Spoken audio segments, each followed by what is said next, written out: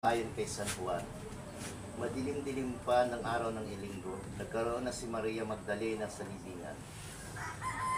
Naratingan niyang naalis na ang batong nakatakip sa pinto ng libingan.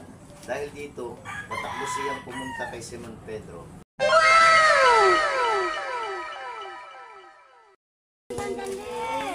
Sinapon na yung isang sasakyan na yun.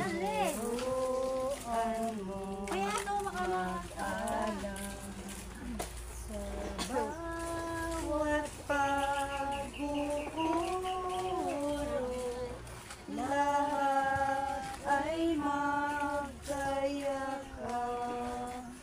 buksan ang aming isip, sikatan ng liwanag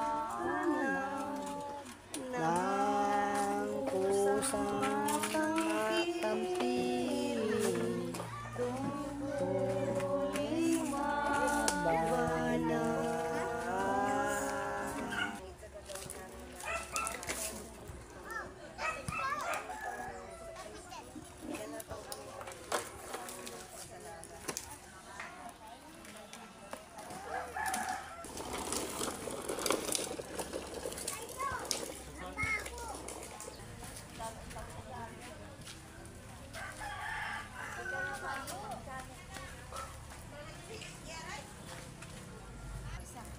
Dan, malah 20.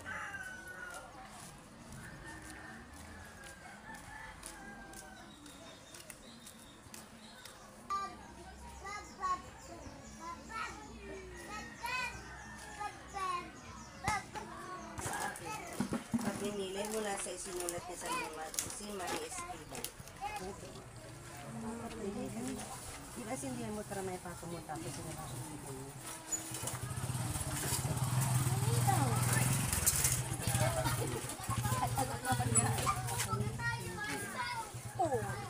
Ikatlong istasyon, si Jesus sa hinitulang mamatay. Ang intensyon ng pamilya Siaga, naway ang pamilyang ito ay malayo sa may sulirahan. Basa sa Evangelyo kay San Juan. Wala sa bayan. May shooting yata.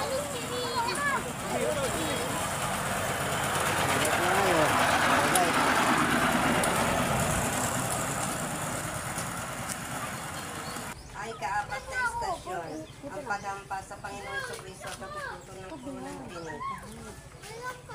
Halika namin, Panginoong Jesucristo. Sapagkat sa pamamagitan ni Maria Cruz na Pagbasa mula sa Ebanghelyo ayon kay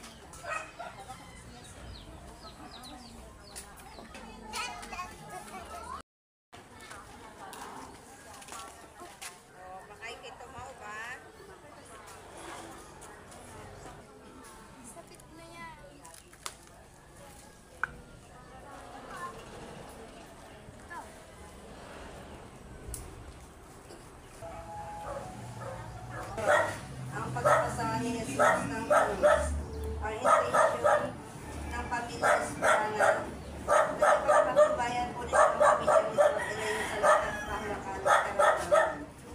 ibigay mo kami ng haba sa katawan kami sa mga sala. Para makatawag namin sa nagkakasagasaan. Iiwanan namin yan bukas pa. Ang ika-anim na istasyon, ang pagdadapa ni Jesus, ang intensyon ng pamilya Piñano. Naway gabayan po niyo ang pamilyang ito at tulungan sa mga pangangailangan sa buhay. Ang banal na Panginoon Jesus naman. Pagbasa mula sa aklat ng propeta Isaías. Hinis mo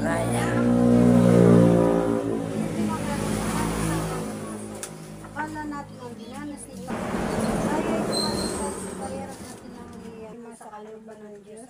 Ama, ang pagpapasakit at pagkamatay sa klas na naging tunay namin paglapit sa Diyos. Paglapit sa Diyos. Sa Ebanghelyo ayon kay San Mateo.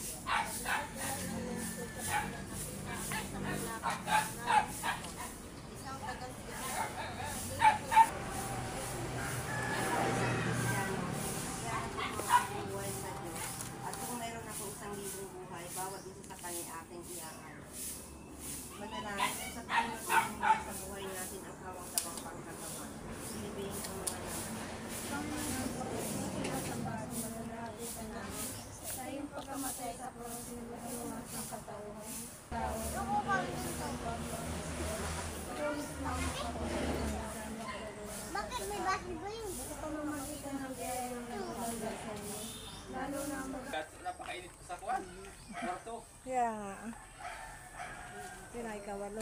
Ikawalong istasyon.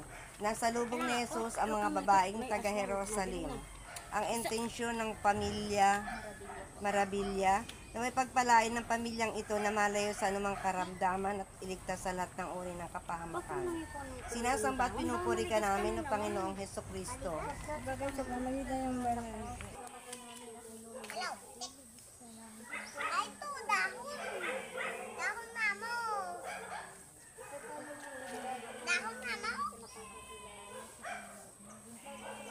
Ako si Jesus sa krus.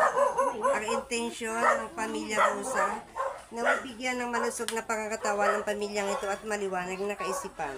Sinasamba at pinupuri ka namin ng Panginoong Heso Kristo. Sa pamamagitan ng mga nakros ni Diyos ng mundo.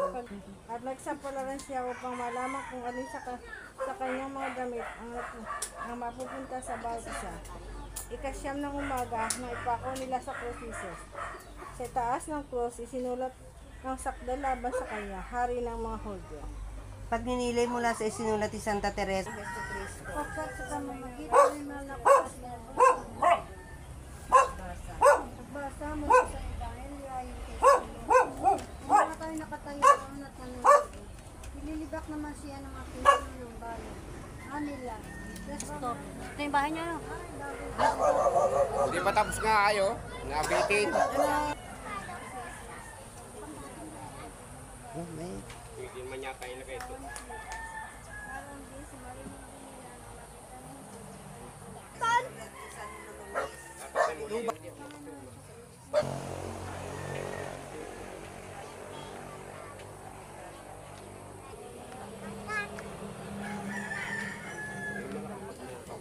Kaya dito kay X-Cup.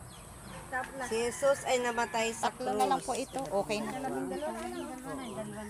Hindi tagdagan na lang uli. Naway patnubayan po ninyo ang pamilyang ito at ilayo sa lahat ng kapahamakan at karamdaman. Sinasamba at pinupuri ka namin ng Panginoong Heso Kristo. Sapagkat sa pamamagitan ng nagbasa sa Ebanghelyo ayon kay San ng lahat ng bagay. At bilang katuparan ng kasulatan ay sinabi niya, nauuhaw ako may isang mangkok doon na puno ng maasim na alak. Tinubog nila rito ang spongha. Kinabit sa sangang ng isupo at iginiit sa kanyang bibig. Nang masipsip ni Jesus ang alak ay kanyang sinabi, naganap na. Niyukayok niya ang kanyang ulo at nalagot ang kanyang hininga. Pagninilay mula sa isinulat ni San Francisco de Assisi, nararapat na magsaya tayo sa mga sandaling hinaharap natin ang mga pagsubok at hamon sa ating kaluluwa at katawan at ipapantiisin sa mundong ito, alang-alang sa buhay na walang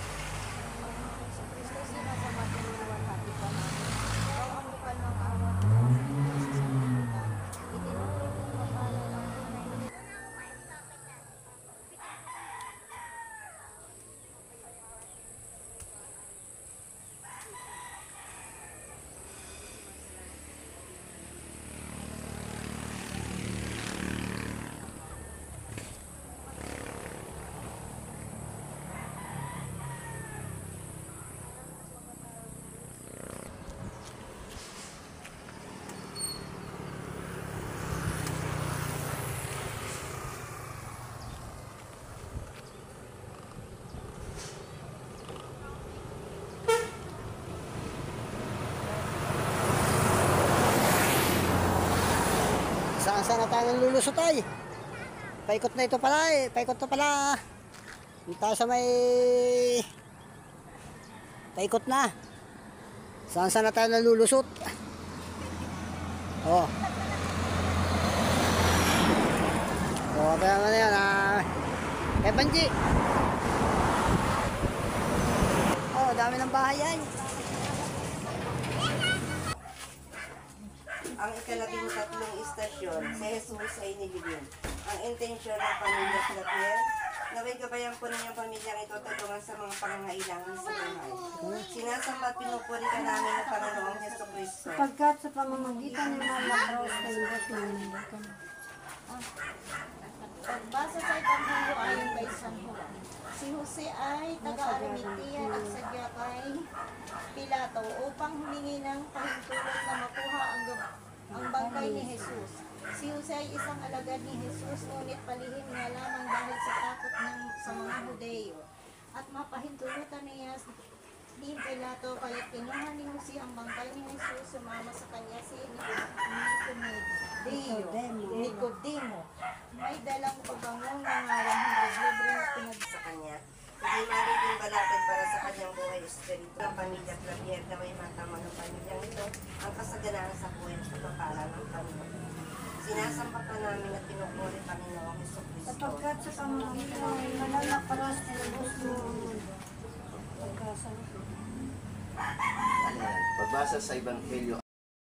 Dahil dito, patakbo siyang pumunta kay Simon Pedro at sa alagad na mahal na Jesus, mahal ni Jesus, at sinabi sa kanila, "Kinuha sa libingan ang Panginoon at hindi namin alam kung saan dinala." Kaya't si Pedro at ang nasabing alagad ay nagpunta sa libingan. Kapwa sila tumakbo, ngunit si Pedro ay naunahan ng kasamang alagad. Yumukpo ito at sumilip sa loob. Nakita niyang nakalagay ang mga kayong lino, ngunit hindi siya pumasok. Kasunod niya dumating si Simon Pedro at tuloy-tuloy itong pumasok sa libingan. Nakita niya ang mga